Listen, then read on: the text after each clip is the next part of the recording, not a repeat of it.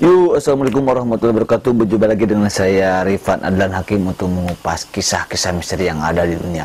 Hal-hal yang dulunya tabu tak layak diperbincangkan, sekarang saya akan memperbincangannya.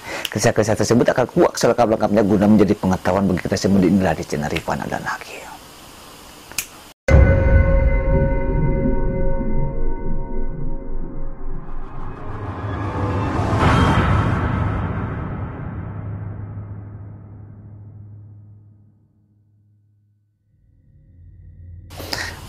Oke guys, pada malam ini saya akan mengisahkan tentang dua orang adik kakak, laki-laki perempuan. Kakaknya itu laki-laki, dia bernama Iki. Adiknya perempuan, dia bernama Rin. Nah,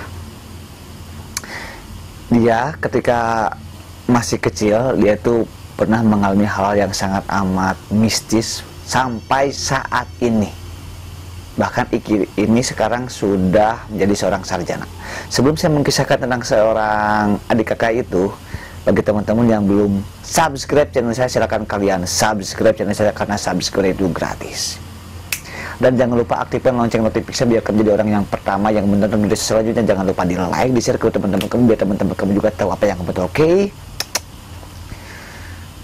Oke guys, jadi seperti ini. Sore hari Rin itu sedang tidur dan orang tuanya itu sedang pergi ke pabriknya, ke perusahaannya, dan dijaga sama Iki. Oke, Iki kakaknya. Tetapi sayangnya pintu rumahnya dikunci. Orang tua pikir mungkin ya, emang kan di rumah kan emang berlima ya, bapaknya, mamahnya, neneknya, kakaknya si Iki dan Rin. Itu kurang lebih usianya itu 6 tahun lah, 6 tahun, 4 tahun. 6 tahun kakaknya, 4 tahun adiknya. Secara gitu loh, seorang anak kecil rata-rata dia tuh mampu menembus dimensi lain ya matanya ya. Ketika sore hari, bapak, mamahnya sama neneknya itu pergi ke perusahaannya. Ternyata adiknya itu, si Rin itu sedang tidur. Dan sementara kakaknya disuruh oleh orang tuanya untuk menjaga adiknya. Ternyata orang tuanya itu mengunci rumahnya. Oke, kakaknya asik saja nonton TV, tiba-tiba adiknya terbangun. Itu waktu menunjukkan kalau orang-orang menyebutnya itu sarupna, sarupna itu menjelang senja, kurang lebih jam 5 sorean lah. Oke, jam 5 sore lebih ya, jam 5 sore lebih ternyata orang tuanya belum datang dan ternyata adiknya bangun. Dia menangis.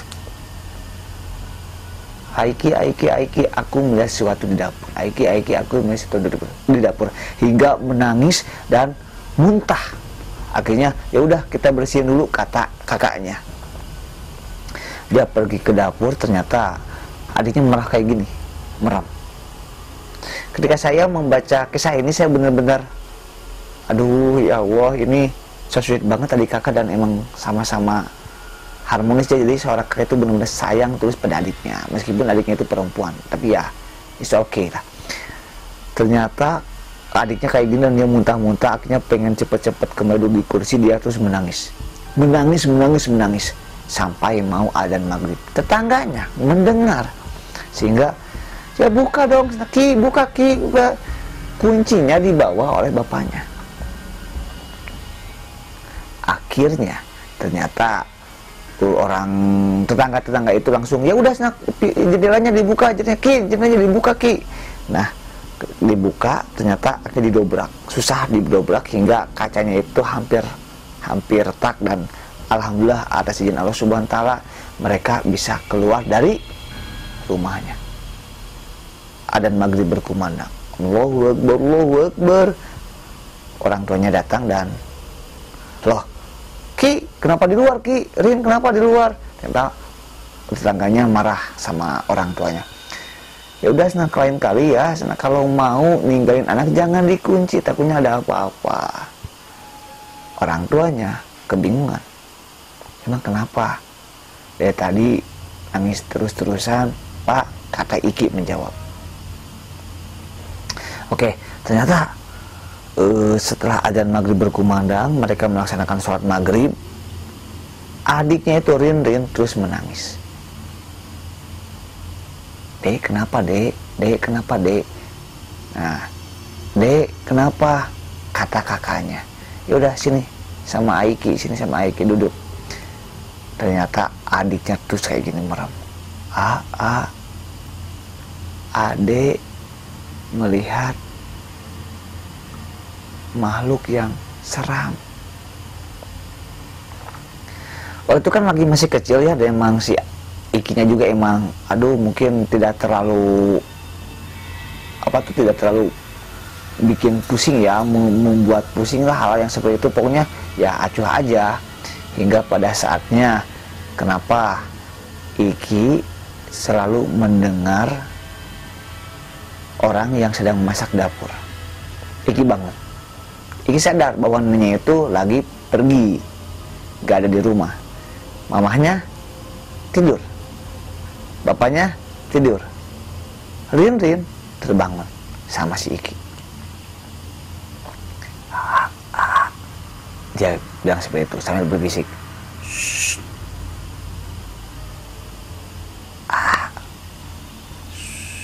Terdengar orang yang sedang memasak dapur, dan itu aromanya sangat amat menyengat banget. Itu bawang-bawang itu yang digoreng menyengat banget.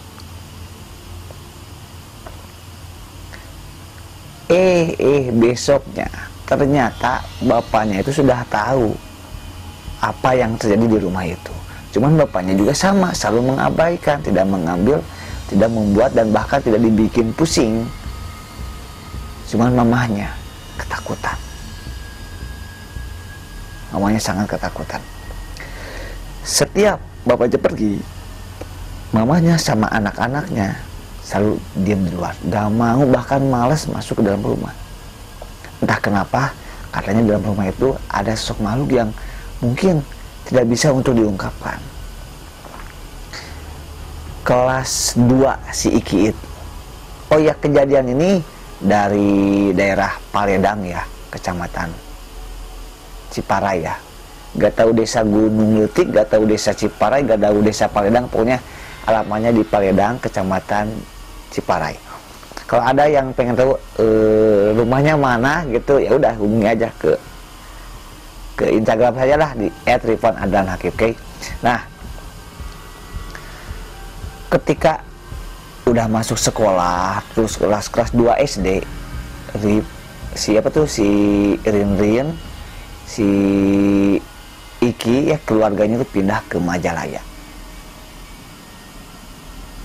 Ternyata di Majalaya itu makin hari si Iki itu penasaran apa yang terjadi di rumahnya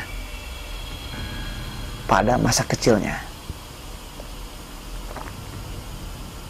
Iki mencoba melintas, ternyata rumahnya sudah milik orang lain. Si Iki ngobrol dong, iseng-iseng nanya-nanya kepada kepada orang yang menghuni rumah tersebut. Pura-pura aja dia itu bukan rumahnya. Ternyata kayak gini, terkadang di rumah ini selalu banyak keanehan. Nyangkanya rumah tersebut ke si Iki. Iki itu adalah petugas PLN. Akhirnya dia mengungkapkan, saya bukan. Si Iki pura-pura aja dia itu seorang mahasiswa. Pura-pura seorang mahasiswa yang sedang observasi kepada lingkungan masyarakat setempat.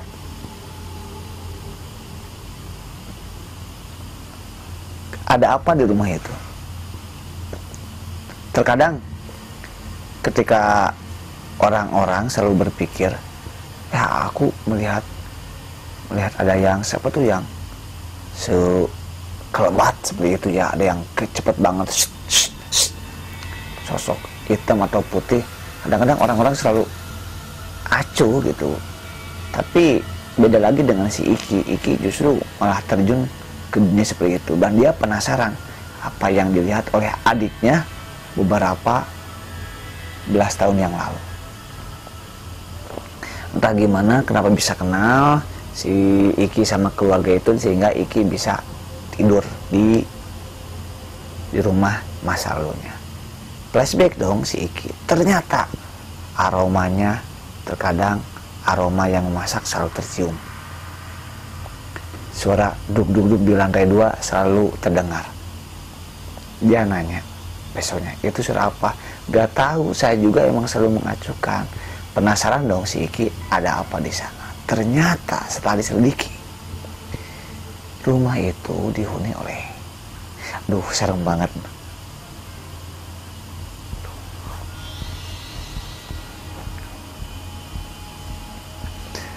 Ini serem banget sumpah.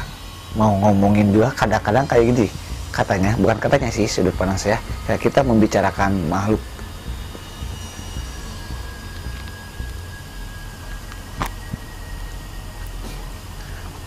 Ketika kita membicarakan orang lain, kadang-kadang kan katanya suka panas telinga gitu ya, atau whatever lah. Dan saya berpikir ketika kita membicarakan makhluk lain, takutnya makhluk lain juga mendengar kita gitu takutnya. Bahkan meskipun saya ada di sini, makhluknya ada di daerah Paledang, tapi yang namanya dimensi gaib mungkin terdengar jelas mungkin ya. Tapi Allahu alam sebenarnya. Tapi merinding itu selalu ada ketika kita membicarakan. Oke, ternyata itu dihuni oleh sosok makhluk. Kata si Iki juga gak jelas apakah pria atau wanita, atau perempuan atau laki-laki, gak tahu, pokoknya pendek katanya, rambutnya serem banget, pendek, rambutnya segini. Jadi si tangannya itu, bahkan kita kan tangannya seperti ini ya, nah ini tangannya pendek segini, jadi di sini tuh udah jari, di sini jari, langsung ke jari di sininya, di sini jadi gak ada sikut. Nah ini juga sama, kiri kanan, kakinya juga sama. Jadi gak ada sikut tapi agak gemuk. Merinding banget. Si lidahnya itu panjang banget, kayak ular lah. Mungkin seperti itu.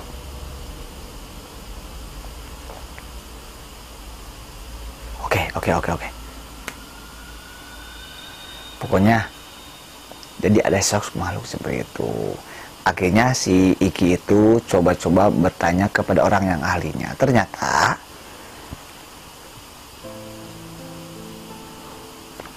serem banget. Ternyata makhluk yang seperti itu terkadang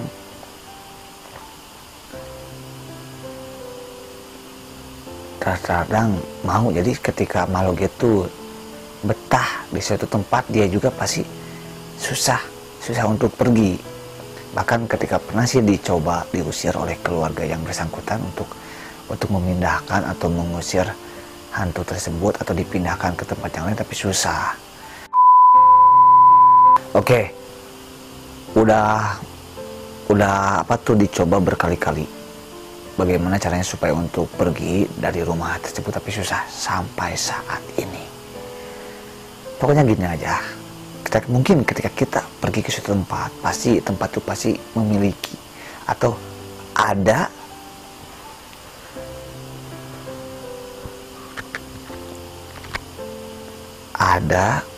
sosok makhluk yang tak kasat mata. Cuman kitanya saja yang pandangannya itu dibatasi oleh Sang Pencipta supaya kita tidak melihat secara langsung makhluk-makhluk seperti itu. Pokoknya bersyukur aja buat kalian yang matanya itu normal ya, yang ya normal-normal saja seperti manusia biasanya. Tapi jadikanlah ketika orang-orang tersebut atau mungkin orang yang peka atau memiliki kemampuan untuk melihat sesuatu yang tidak dilihat oleh orang lain, jadikanlah itu sebuah anugerah ya. Tapi mungkin juga bisa disebut musibah karena kan emang serem banget. Pokoknya gini aja, intinya ambil hikmahnya, dimanapun kamu berada ambil hikmahnya. Oke, karena Allah tidak akan memberikan cobaan di luar kemampuan batas manusia itu sendiri. Mungkin kata teman-teman selalu itu ya yang diungkapkan ya, emang seperti itu. Jadi itu jadi kekuatan saya gitu, ketika ada sesuatu yang mau menjatuhkan saya mencoba. Allah itu tidak akan pernah berikan cobaan di luar kemampuan batas manusia itu sendiri. Artinya aku jadi termotivasi dengan ayat itu sehingga aku tetap bangkit dan tidak pernah down. Jadi seperti itu ya. Oke, thank you so much bagi teman-teman yang belum subscribe, silahkan subscribe atuh. Oke, yuk. Terus yang mau apa tuh? Yang mau di podcast atau diwawancara atau mau ditampil atau pengen dibacakan kisahnya, kalian jangan suka-suka untuk hubungi aja di @rifanadanakim. Thank you so much. Wassalamualaikum warahmatullahi wabarakatuh.